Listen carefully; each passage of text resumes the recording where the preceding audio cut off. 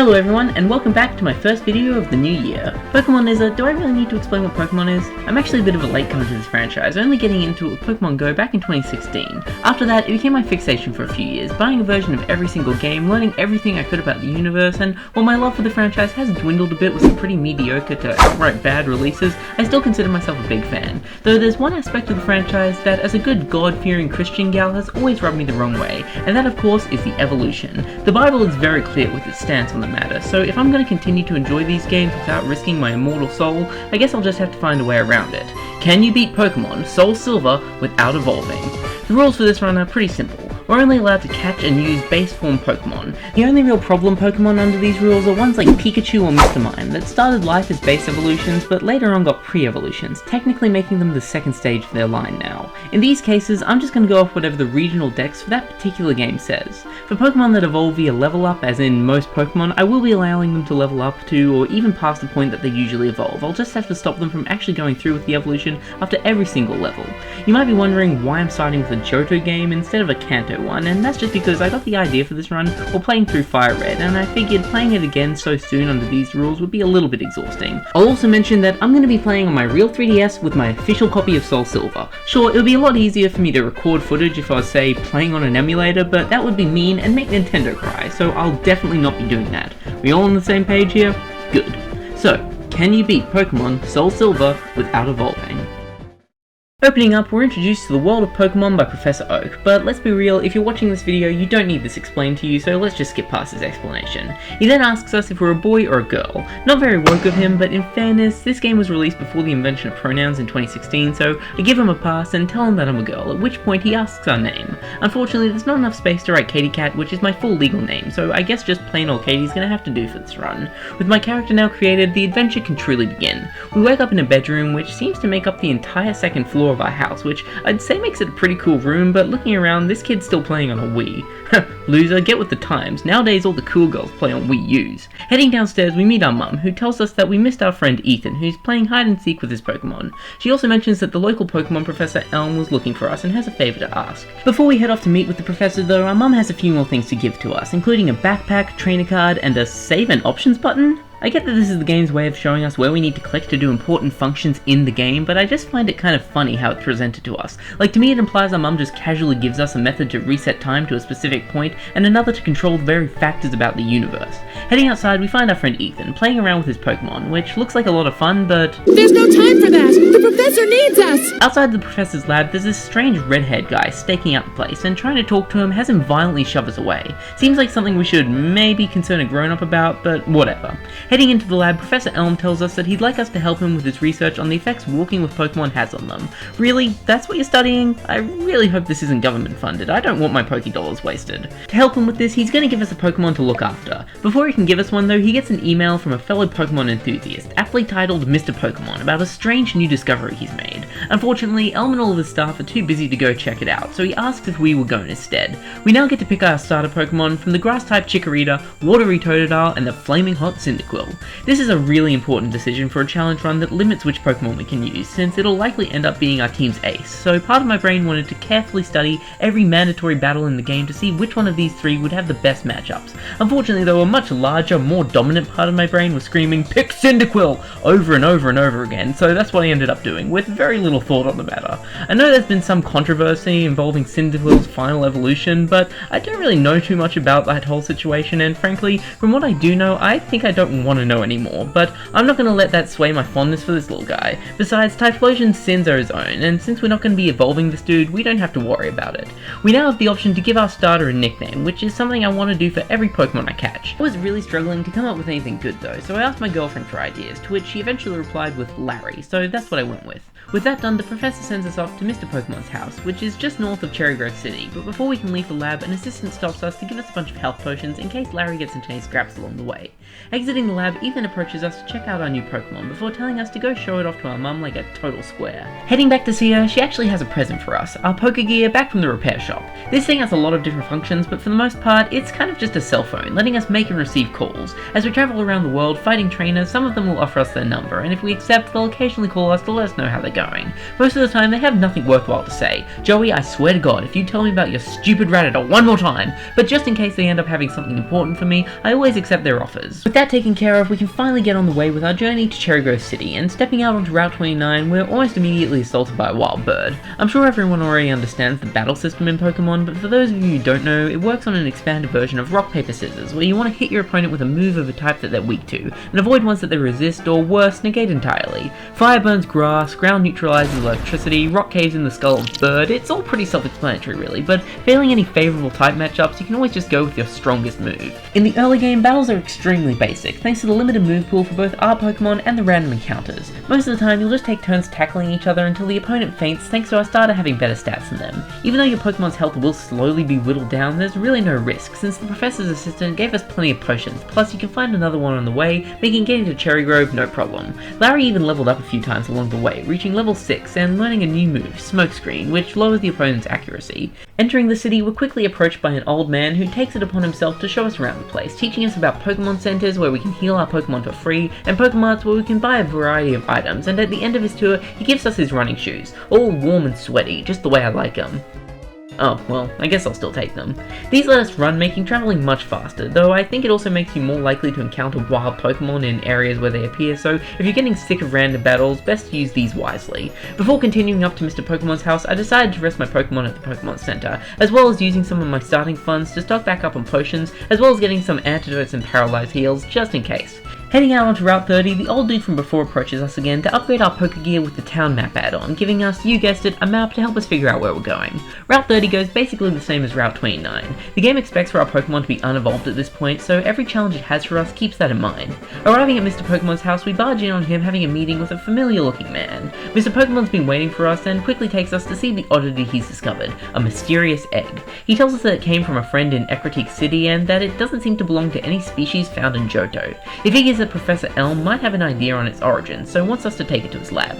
That strange man Mr. Pokemon was talking to, named Professor Oak or something, comes to give us a looking over, and after seeing something special in us, he decides to give us the new Pokedex he's made, which records all of the Pokemon we battle and catch, and along with it, he gives us the goal of collecting and recording data on every Pokemon in the region. Though without being able to evolve any Pokemon, I don't think there's much hope of that, so sorry dude, I ain't helping you. The path onward is blocked by some battling trainers, so we should head back home. On the way, after leaving Cherry Grove, we come face to face with the red-haired dude who was staking out the Pokemon lab from before, who tries to steal Larry away, forcing us to battle him to defend ourselves and our Pokemon.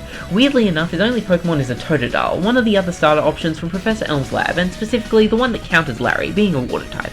Despite his type advantage though, this fight is insanely easy, since both of our movesets are limited to weak normal type moves at the moment, meaning no super effective damage. We also have the level advantage on him, so with a few tackles, it's game. After beating him, the boy has a little bit of a sulk, saying how he's the greatest before storming off.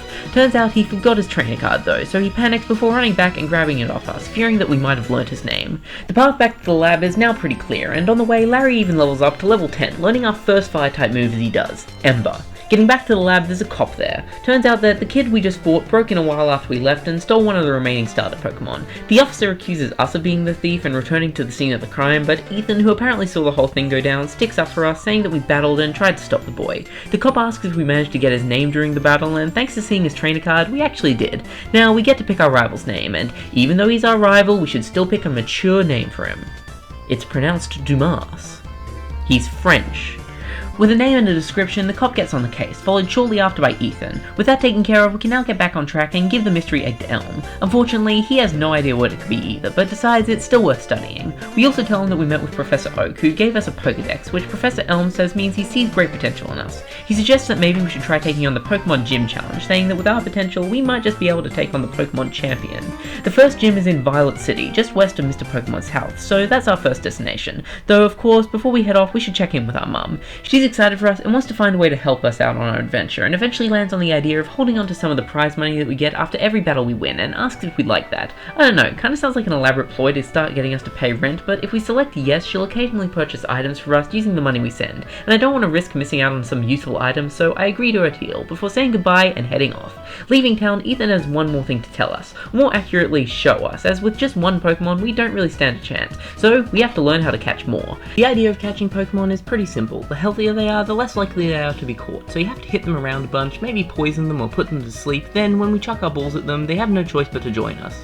because of the implication. He gives us a few Pokeballs to get us started before letting us go with our journey. I decide it's worth catching one of every unevolved Pokemon I can find to give me more possible team member options if my current members start lacking, so on the way I catch a Rattata who I named Charlie after the Rat Basher himself. Found a rat's nest, slaughtered about 200 of them. I also catch Sens the Sentret and a Pidgey I named Birdie. Birdie. Reaching Cherry Grove, again I rest my Pokemon as well as returning to the Pokemart and stocking up on Pokeballs before heading out to Route 30. Here it's more of the same. With Ember I can OHKO most of the wild Pokemon I find so they don't even have a chance to fight back. Those two trainers who were battling blocking the path have finished up their match, letting us pass through, but not without meeting their gaze, having them force us into a duel. Most of the trainer battles on this route don't fare much better than the random encounters, sticking to extremely low level Pokemon, oftentimes bugs who we deal super effective damage to, making it easy to outspeed an OHKO with Ember. I also catch a few more Pokemon. A Weedle I call Wee Wee. Like my rival, he's French. Most importantly though, I nab a Bellsprout I call Sprout, who is the first Pokemon I've caught who I plan on making an actual team member, since a grass type covers Larry's weakness to water, making it a decent counter to my rival's starter. Entering Violet City, I heal up my Pokemon before heading straight to take on the gym. Unfortunately though, this loser's blocking the path and tells us that we aren't strong enough to take on this gym or its leader Falkner, and first we have to prove ourselves by training in the nearby Bellsprout Tower. I've never understood this location. It's like a shrine dedicated to Bellsprout or something. I don't know, maybe there's more lore behind this than I know, but it just seems like a weirdly important building for a very unimportant Pokemon. No offense, Sprout. It's also an absolute breeze to battle through. All of the sages here use, you guessed it, Bellsprouts, who being grass types burn up super easy, and the wild Rattata encounters don't pose any extra challenge. There's one sage at the end who has a Hoot which uses Hypnosis to put our Pokemon to sleep, which makes it a little harder I guess, but more so just slightly more time consuming, waiting around for Larry to wake up. I also decided that Larry was a high enough level for now, and he wasn't going to get much good XP from any of these battles anyway, so I switched to Sprout being my active Pokemon and switch her out to Larry at the start of every battle to start spreading some XP to her. Apparently, Larry was still getting a good portion of the XP though, as he leveled up to level 14, a big time in a growing Cyndaquil's life, as it's when he starts to evolve. We can easily stop the evolution process before it goes through by spamming the B button, but from now on, every single time he levels up, he's gonna try and evolve, and we have to be on the ball making sure that doesn't happen, or I'll have to reload a save. And with how often I save, that could mean losing a lot of progress. He also learns the move Quick Attack at level 13, which is basically just a stronger version of Tackle that's guaranteed to go first in battle, with the only downside being less uses before it runs out. Usually, I delete one of his status moves since I'm the kind of player who just uses attack moves, but I figured in this run I should at least keep the option of status moves available to me, so I decided to get rid of Tackle to learn Quick Attack. Sprout also levels up a few times, learning Growth, which raises their attack stat when used. At the top of the tower we find Damas, who's just beaten the tower's Elder, proving himself strong, but the Elder warns him that he's too hard on his Pokemon and he should treat them with more care, but he's having none of it, saying that he only cares about strong Pokemon, and that if his Pokemon can't win, he doesn't care about them, before he zips away on an escape rope. Now it's our turn to challenge the Elder, so I used a few potions to heal up Larry before facing him. The Elder has, you guessed it, more Bellsprout, making him just as much of a pushover as all the other sages, though he also has a Hoot, which again makes this battle a little bit more time consuming, but not all too hard. After beating the Elder, he's impressed with our skills, saying that we should be a match for Falkner now. He also gives us a TM, which is a disc that contains a specific move that we can teach to our Pokemon, this one containing the move Flash, which as well as lowering an opponent's accuracy, also can be used outside of battle to light up dark areas. With our worth now proven, we can now return to the Violet City gym to take on Falkner. That guy who was blocking the path before now has some words of wisdom for us, telling us that this gym is based around flying type Pokemon, and that grass type Pokemon are weak to flying, so Sprout might have to sit this one out. I do keep switch battling her through the standard gym trainers though. You can just walk around these guys if you want, but that's just throwing away free XP, so I make sure to battle both of them. Once they're dealt with, I switch to Larry as my active Pokemon and approach Falkner. His first Pokemon is a Pidgey, who's slightly higher level than the other Pokemon in the gym, but still goes down in just 2 hits. He then pulls out his ace, a Pidgeotto, which is a second stage evolved Pokemon that I barely have a level advantage on, so this one intimidated me a little bit.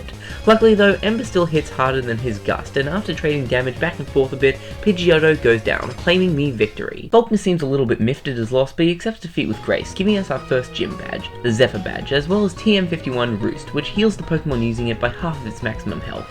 He also tells us that the next gym we should face is in Azalea Town, so I guess that's our next destination.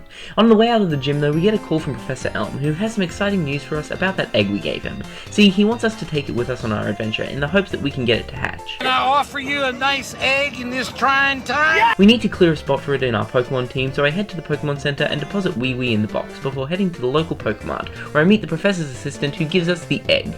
As we walk around the place, this thing will slowly get closer and closer to hatching, with the only downside being that it takes up a spot in our party, but since we're only really using 2 Pokemon at the moment anyway, that doesn't really matter. While in the Pokemart, I also decide to restock on the important items, including some repels in case I get sick of wild battles.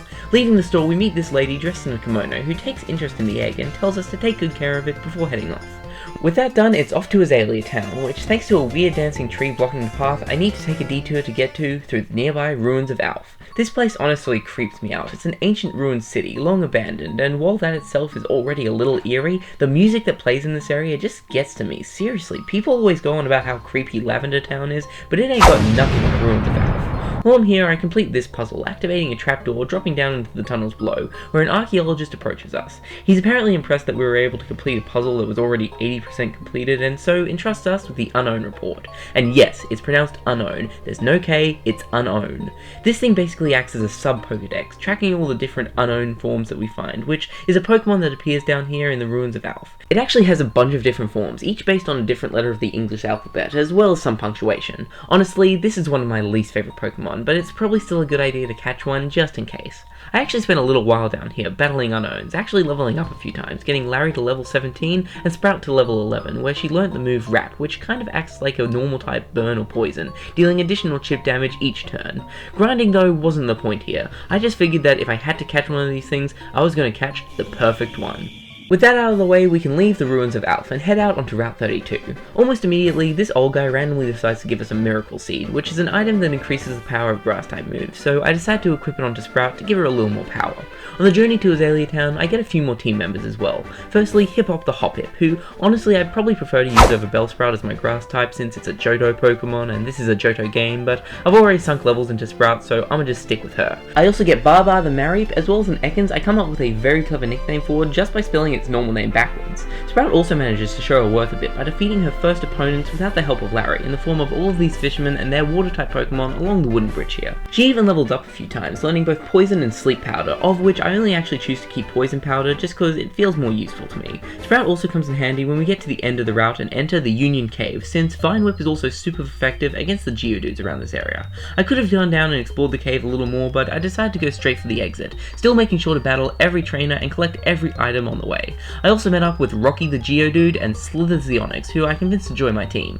Larry also tried to learn Flame Wheel when he reached level 19, which I thought of replacing Ember with since it has a higher base damage stat, but it's also a physical move, and Larry is ever so slightly leaning towards a special attacker, so despite the higher base damage, I'm pretty sure the special Ember is still more effective on him. I could be entirely wrong about that, and Flame Wheel might have been the better choice here, but oh well. Exiting a cave, it's just a short walk to Azalea Town, where we find an old man being harassed by a member of Team Rocket, an evil group who caused havoc in the nearby Kanto region before being disbanded, but it looks like they've returned to continue their nefarious deeds. He pushes the old man away violently before blocking the entrance to the nearby well. Heading into town, it seems to be in a bit of chaos as all of the local Slowpoke have vanished, and more concerningly, Slowpoke tails are being sold on the black market as a tasty treat. Clearly something's up, but before we can investigate, we're going to need to get some help. Head to the house in the northwest corner of town where we can find Kurt, a Pokeball craftsman slash kinda badass. He tells us that Team Rocket are harvesting the tails of Slowpoke in the local well, and then selling them on the black market as a tasty treat, which is a surprisingly gruesome story for a kid's game. Before he can make us any balls, he needs to put a stop to them, so he runs off to the well. Follow him to the well where the guard will have disappeared, meaning we can head down into the well. Down here we find Kurt, who seems to have taken a bit of a tumble and is unable to move, so he needs us to handle Team Rocket, so much for certified badass status. The regular grunts aren't too much to deal with Larry out-leveling them by 10 levels most of the time. While battling through them, I encountered a Zubat who I caught and named Zooms. Once all the grunts are dealt with, we need to defeat their leader Proton to send him packing. Despite being billed as the cruelest member of Team Rocket, he doesn't have much more to offer than the standard grunts. His coughing does manage to poison Larry, but poisoning your opponent doesn't matter too much when you're dead. Despite just being absolutely destroyed, Proton warns us to be afraid of what's to come, before running away like a little baby. Seems like Kurt managed to recover just in time to be of no help, so he decides to take us back to his place. He offers to make us Pokeballs as thanks for getting rid of Team Rocket, but honestly, I don't think we're really going to need any fancy Pokeballs for this run, so thanks, but probably no thanks. With the town now at peace, it seems like a decent time to take on the gym. This gym focuses around bug-type Pokemon, which should make it extremely easy to burn through with Larry. To get to the leader, aptly named Bugsy, we need to travel along these ropes, figuring out which starting position will get us to the other side. I played a ton of that one minigame in New Super Mario Bros. As a kid, so I had absolutely no problem with getting to every gym trainer and leveling Larry up to level 22, replacing Smokescreen for Defense Girl before facing Bugsy. Despite my type advantage, this fight actually had me pretty worried. This was actually my second attempt at this run after my first got corrupted, and in that original run, this battle was actually pretty hard, mainly due to his ace, Scyther. I don't know what was different this time though, but I didn't have any problems with this fight on this run. He started off with his ace, who unfortunately outsped us, meaning that he's basically guaranteed to go first. Ember does half of its health, but at half health it eats a berry to restore a little, meaning it takes a minimum of 3 hits to knock it out, failing any crits. On his first 2 turns he uses Quick Attack, knocking Larry down by half, and on his third turn he goes for Focus Energy, which increases his Scyther's crit rate, which could be bad for me, but only if my next Ember misses, which thankfully it doesn't, knocking Scyther out. With that thing gone, Bugsy has no chance. His last 2 Pokemon are a Metapod and a Kakuna, both of which I can outspeed an Oko before they can even do anything, making me victorious. For our victory, we're given the Hive badge by Bugsy, as well as TM89 U-turn, which lets us use an attack, then retreat our Pokemon all in the same turn, which has some pretty useful applications. Our next destination is Goldenrod City, but to get there we need to head through the Ilex forest to the west. Before we can leave town though, Damas appears demanding to know what happened with Team Rocket. After telling him what went down, he refuses to believe that we could have defeated them, and to prove it, decides to battle us himself. His team's been upgraded a bit since we last met, starting off by sending out a Ghastly, who just barely takes 2 Embers to take out. He then goes to sending a Croconaw, the evolved form of Totodile from our first encounter, and this time, I don't think Larry's going to stand a chance, so Sprout, this is what you've been training for. She's out-leveled by 2 levels, so it's still a bit of a gamble, but I like her odds better. And it turns out that this was the right move, since he just kept going for Scary Face, a move which lowers Sprout's speed, despite already outspeeding us, meaning I can just keep Vine Whipping until Croconaw is Croconaw more. I decided to switch back to Larry to fight his last Mon, a Zubat who he easily dispatched, defeating Damas for the second time. He doesn't even acknowledge his humiliating defeat, just complaining of how much he hates the weak, including Team Rocket, but my guy, every encounter I've had with you seems to put you definitively in the weak category, so I wouldn't be throwing stones. With that all done, it's on to Ilex Forest. Here we find a guy panicking that his boss is going to fire him for losing his Farfetch'd, who he uses to cut down trees. He asks if we can help find them, telling us that they have sensitive ears, so if we can draw their attention in a specific direction, we should be able to easily sneak up behind them and catch them. Stepping on any of the branches near one of the Farfetch'd will cause them to look over towards us. The first one is pretty simple. As long as you don't step on the second, easily avoidable stack of branches, you'll nab it no problem. The second one is a little harder to get, but with a little bit of thinky, you can easily grab this one too. We're thanked for getting them back by the man before his boss appears, who also thanks us and as a reward for our help gives us our first HM, HM01 Cut. HMs are basically just like TMs, but unlike TMs can be used multiple times without breaking and also have effects on the overworld, some of which are required to progress. Cut, for example, is needed to cut down small trees to get through some areas, like the one blocking our path deeper into the forest. The thing about HMs as well is that once a Pokemon's learned them, they can't unlearn them, and oftentimes they aren't that useful in battle, meaning you don't really want to be wasting a move slot on one of your main Pokemon with them. So to keep Larry and Sprout's movesets pure, I teach Cut to Sentence, cut down the tree and continue into the forest. Continuing through the forest, I catch a few new Pokemon. First an Oddish I named Smiley because, well, I mean look at that face, and then a Paris who I name after my favourite Monster High movie, Boo York Boo York. More excitingly than that though, after quite a lot of walking, that mysterious egg finally decides to hatch into a Togepi, who I named Scramble. After so long walking around with this thing, I decided that I might as well make him part of my permanent battling team, but since he starts out at level 1, he's got a long way to go before he becomes usable, so I add him to my Switch battling regime to get him leveled up. Continuing through the forest, we eventually find another lady in a kimono, like the one back in Violet City, who asks for our help escaping the forest, but if we tell her yes, she asks how we can know how to get out if we're lost ourselves. But when Scramble runs off indicating that he'll show her the way, she believes him instantly. Lady, that's a newborn baby. Why the hell do you think he'd have any better intel on how to escape this forest than me? We also find this guy who can teach one of our Pokemon the move Headbutt, which, like Flash, is a TM that can be used on the overworld, this one letting us bash into trees, causing a variety of things to fall out of them. You don't need this move or anything, but it's free, so I decide to teach it to Sens just in case it comes in handy. Heading up to the subsequent Route 34, we meet again with Ethan, who introduces us to his grandparents, the Pokemon nursery owners, and also gives us his phone number, which seems a little weird we didn't already have. I mean, aren't we meant to be childhood friends? Shortly after this meeting, I catch a Drowsy, who I call Tappy, short for Tapir, which is one of Drowsy's design bases.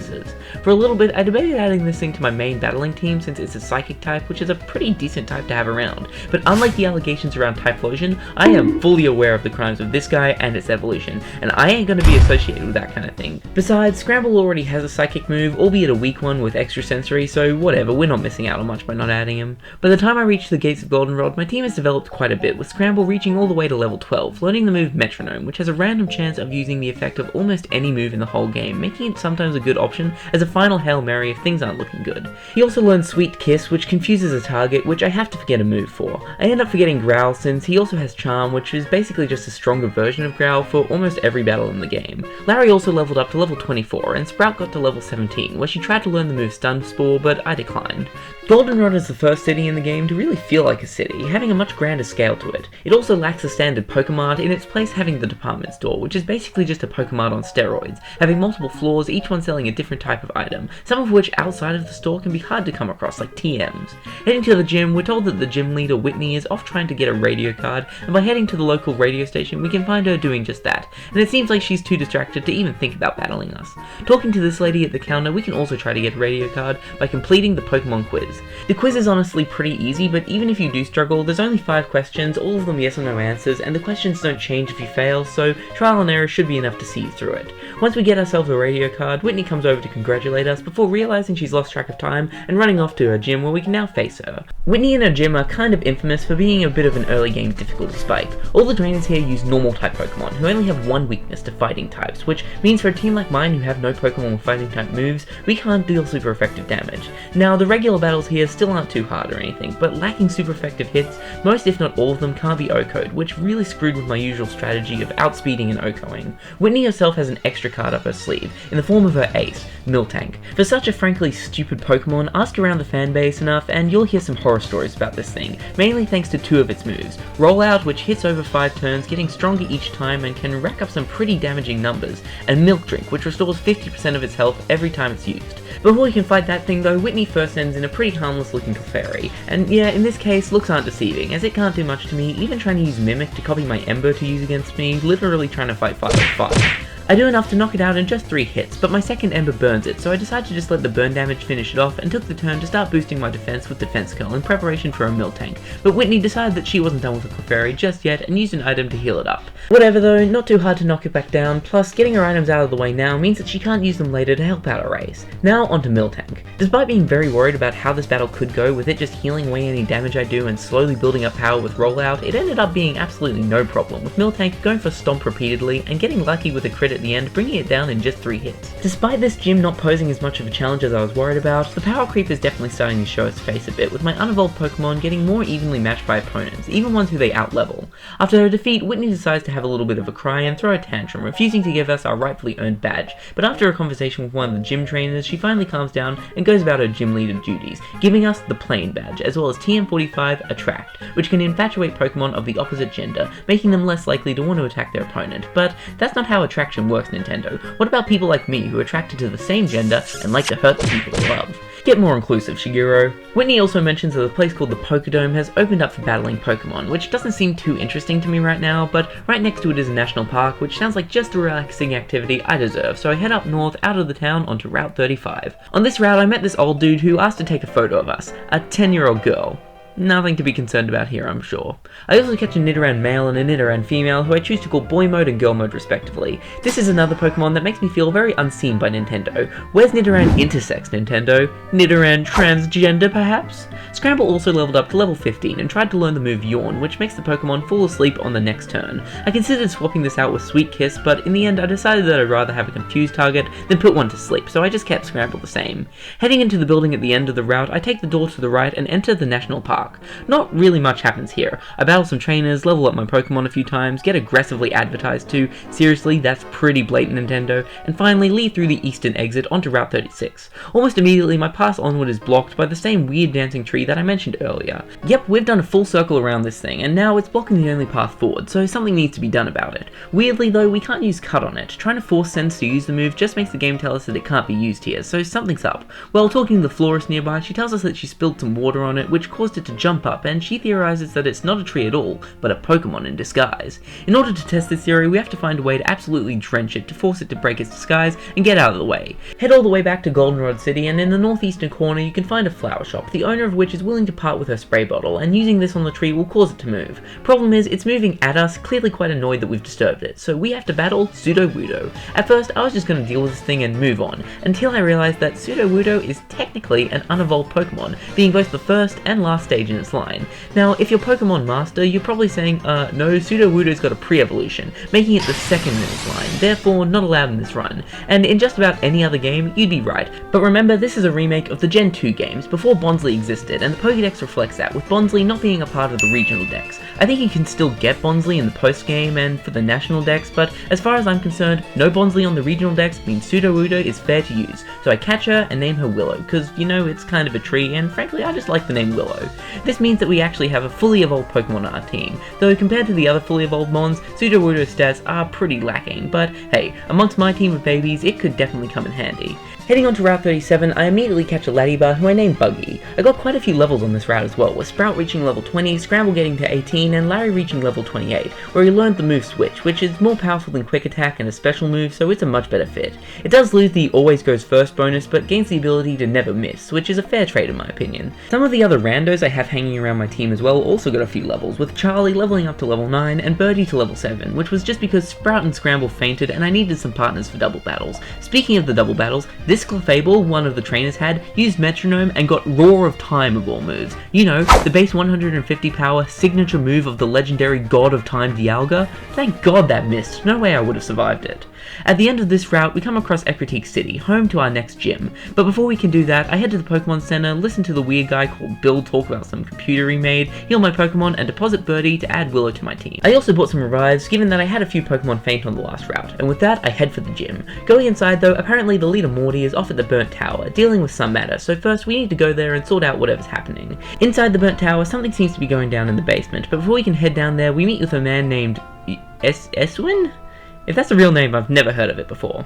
He's hunting after the legendary Pokemon Suicune, and his trail has led him here, where Suicune is hanging out with his fellow legendaries Entei and Raikou. He says he wants to go get a closer look at it, but he knows it'll just run away if he does, putting him in quite a bit of a bind. In the corner we can find the gym leader Morty, who is apparently friends with Acewin and has come to investigate the tower with him, saying that due to the 3 legendary Pokemon's significance to the town, he should have a good understanding of them. We also find our rival here, who asks if we're here to make ourselves look tough by catching a legendary Pokemon, before battling us to prove who's stronger and more deserving of a legendary. This team is the same as before with the addition of a Magnemite. His Ghastly goes down in 2 hits of Ember without managing to do any damage to me thanks to using Mean Look, but then it's time for his Croconaw, and this time it actually gave me some trouble. I sent out Sprout since it's basically her whole purpose being on the team, and she was immediately outsped in Ode Code by a super effective Ice Fang.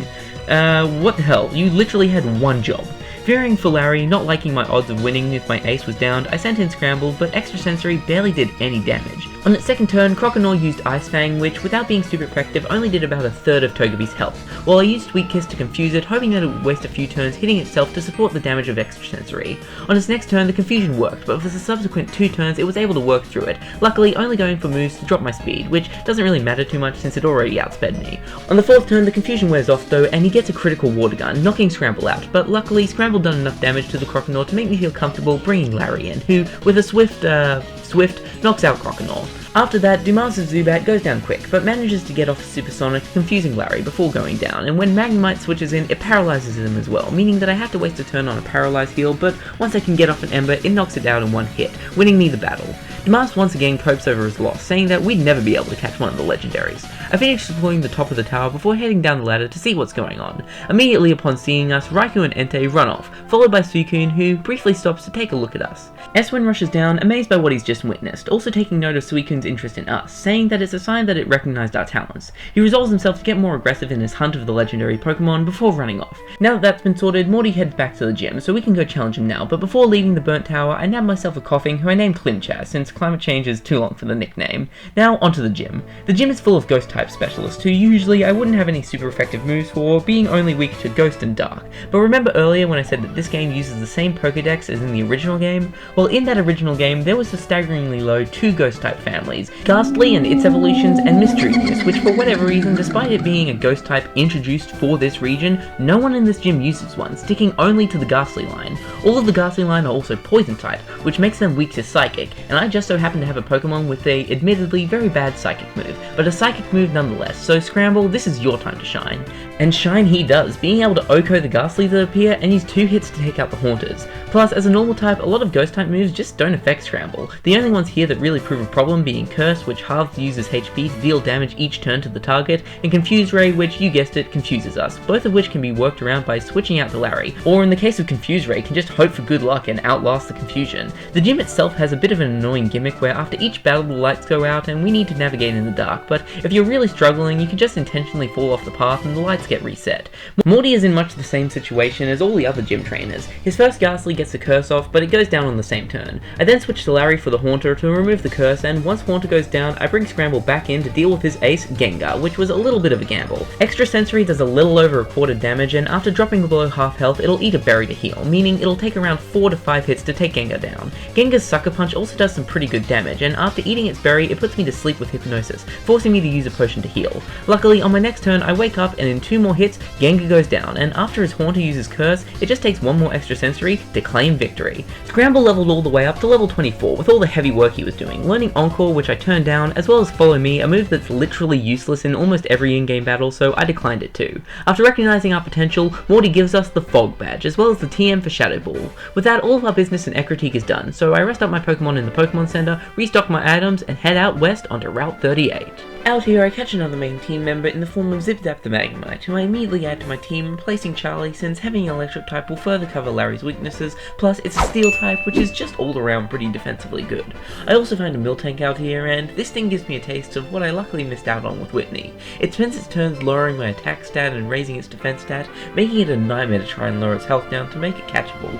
Plus, its Stomp can make me flinch, meaning no damage for us this turn, and even if I do some damage, it just heals back up with Milk Drink. Seriously, I don't think I even got this thing's health into the yellow. I only ended up catching it with a Hail Mary Great Ball. I'm so glad that Whitney's Miltank didn't give me even half as much trouble as this one, or I'd probably still be stuck back in Goldenrod now. Given how annoying it was to catch, I give this thing a fitting nickname. I spent most of my time on this route leveling up Zip Zap to get him on the same level as the rest of my team, but I also switched my team around a bit to spread the love. With almost a full team now battling and leveling up, it would take ages to list off everyone's level up, so I'll just show where everyone was sitting once they reached the next town. Though this isn't quite accurate, Zip Zap had actually gotten to level 20. I also change out Tackle for Thunder Wave on Zip Zap, which is a move that can cause paralysis. Eventually, we arrive in Olivine City. This is a really nice little town by the sea with a beautiful atmosphere, an atmosphere that's almost immediately ruined as we walk past the gym where Dumas emerges from. This time though, he's not interested in fighting us, which in fairness, if you'd lost 3 times to this team, you'd probably be too embarrassed to fight again as well.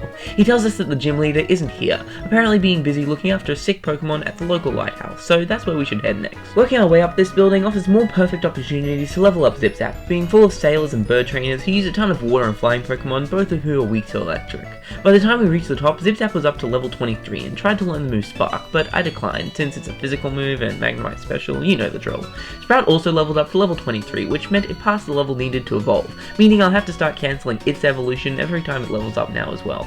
There's also this area with a really interesting camera angle where I can find my first rare candy, which automatically raises a Pokemon's level by 1, which we'll hold on to for later. Up top, we find the gym leader tending to a sick Ampharos, who acts as the lighthouse's light source. She says that she could heal the Pokemon if she had a special medicine from a place called Cianwood, and until it's healed, she can't go anywhere, so I guess we're just gonna have to go get the medicine for her. Problem is, we can't just walk to Cianwood, since it's an island completely separated from the mainland. No roads or anything, so to get there, we need to swim, or more accurately, surf. Heading all the way back to Ecruteak City, we can find the dance hall, where we meet a lady dressed in a kimono similar to the ones of those other ladies we met along the way, who's being harassed by Team Rocket Front, and after defeating him, one of the patrons of the hall is impressed by our bravery and gives us HM03 Surf. This lets us travel along bodies of water on the back of any Pokemon that can learn it. I was thinking I wouldn't have anyone capable of using this move, but as it turns out, Sen's the Centric can, so despite being pretty underleveled and never having even seen battle, Sen's is proving a pretty useful team member, as a HM slave. Once on the water, I'm immediately assaulted by the the plague of the sea, Tentacool. Get used to seeing this thing, since it and its evolution, as far as I can tell, are the only things you'll encounter in the water here.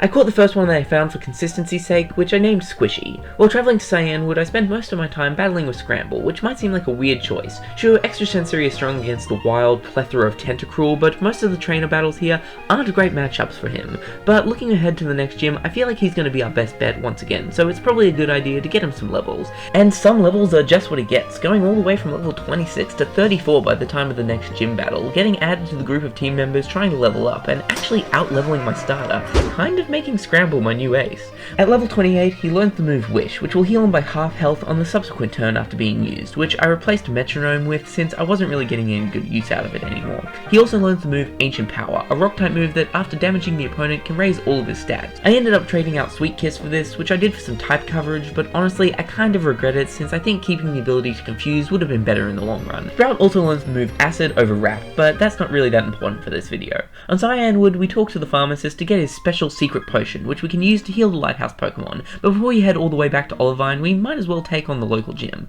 This place specializes in fighting types, which is why I wanted to level up Scramble as much as possible, since Extrasensory is once again super effective to every Pokemon in the gym. Unlike with the Ghost type gym though, this is a risky matchup, since in this generation, Scramble is a normal type, and therefore also weak to their fighting type moves, and given our lacking speed, a lot of the time we're just going to get hit before we can do anything. To help with this, I gave Scramble a Quick Claw item, which lets him occasionally move first, even when he otherwise shouldn't. With this, getting through the gym is actually not too hard. The only gym trainer that poses any real challenge is this one with a Hitmonchan, which doesn't even use fighting type moves during our bout. At the top of the gym, we deactivate the waterfall, which the gym leader Chuck was standing under as part of his training, and talking to him, he asks why we interrupted him before accepting our challenge. He starts off with a Primate, which immediately hits me with a Rock Slide, which does about a quarter damage, giving me a chance to get off a Charm to lower his attack. On the second and third turns, he lowers my defense, I guess to make up for the attack drop, but I use Charm again to negate, and actually more than negate, since Charm drops attack by 2 stages, meaning effectively its attack is now 4 stages lower. Just to be safe, I set up a Wish since I anticipated an attack on his next turn, but instead he goes for Double Team, which raises his evasiveness, which can get really annoying since it makes me less likely to land hits. He then goes for a Focus Punch, a devastating move, but with a caveat that if I can land a hit before it goes off, the attack gets cancelled completely, which with the Double Team up isn't a sure bet, but luckily I managed to land the hit, stopping him from damaging me, and in fact getting some health back from my Wish. On his next turn the same thing happens, cancelling his Focus Punch and knocking out Primate. Next he brings out his ace, Poliwrath. Or I assume this is his ace. Honestly, both of these dudes have ace energy if you ask me, but this one gave me more trouble, so I'ma call it its ace. I managed to get off a Charm thanks to the help of the Quick Claw, but then I immediately get put to sleep by Hypnosis. This is where the problems begin, since Poliwrath's main attack move is the same as Primate, that being Focus Punch. Like I mentioned, this is a super powerful attack, only being balanced by the interruptibility if the user is attacked before it can go off, usually making it actually kind of useless. But by putting us to sleep, we can't block Focus Punch, since we either have to use an item to wake up, which uses up our turn without being able to block the attack, or hope our Pokemon wakes up on its own, which I don't think can even happen on the first turn of being asleep. I decided to use an Awakening on the off chance that he didn't go for Focus Punch or that I survived it, but no luck on either front. I then decided to switch in Larry to give him a chance to reclaim the title of my ace from Scramble, completely forgetting that Poliwhirl is also a water type and using Ember on it will barely scratch it, even with a crit, causing Larry to meet the same fate as Scramble, being put to sleep and knocked out in 2 Focus Punches. This wasn't looking good. My 2 highest level Pokemon already knocked out, but I still had hope, so I brought in Zip Zap, hoping that his electric type could prove effective against the water half of this mon. Ah, crap.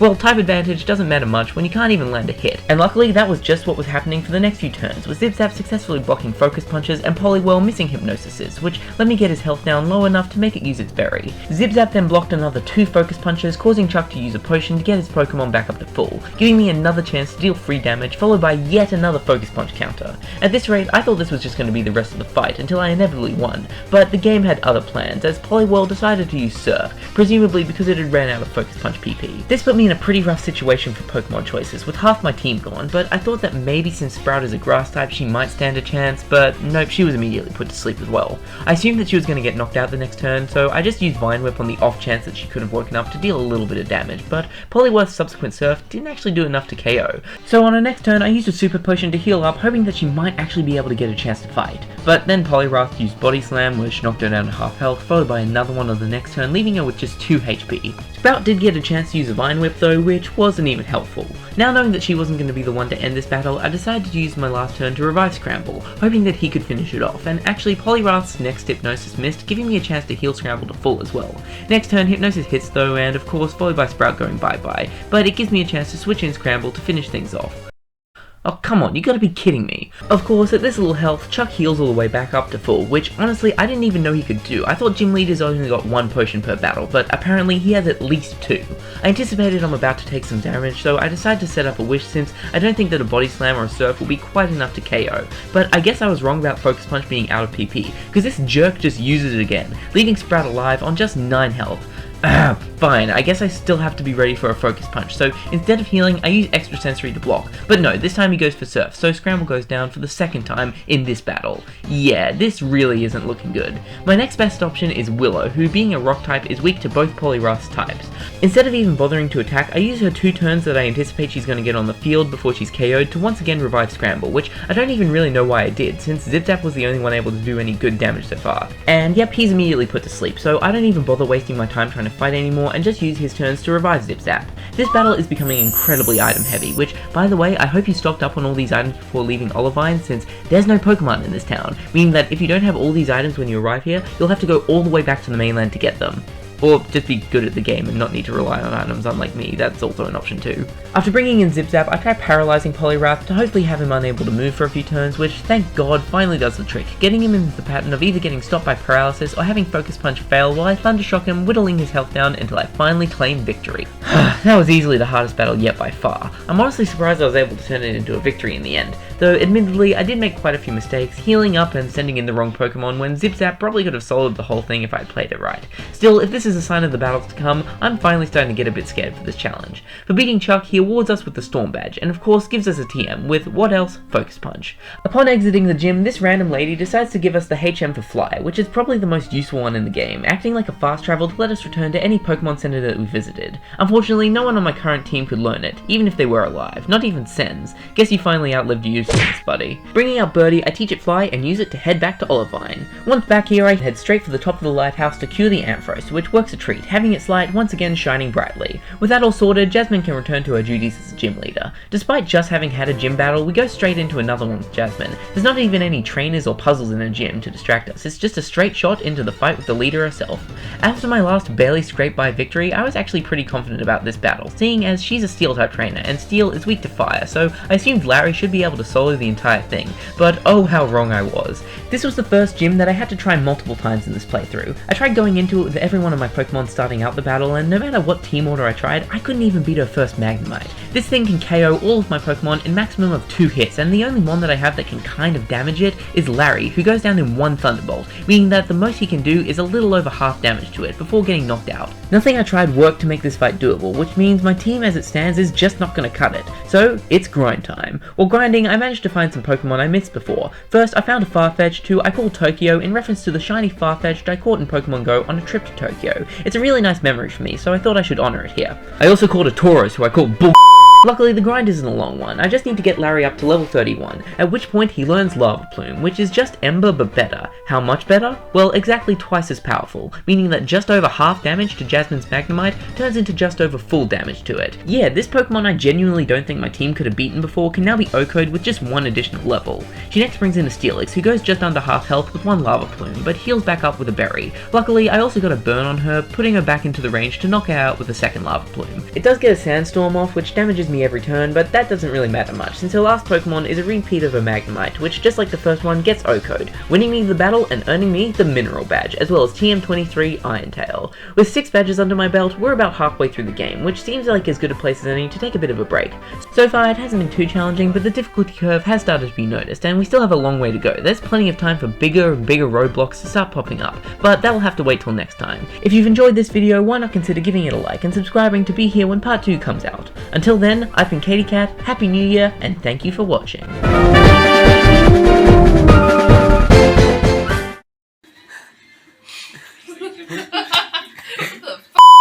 I'm filming.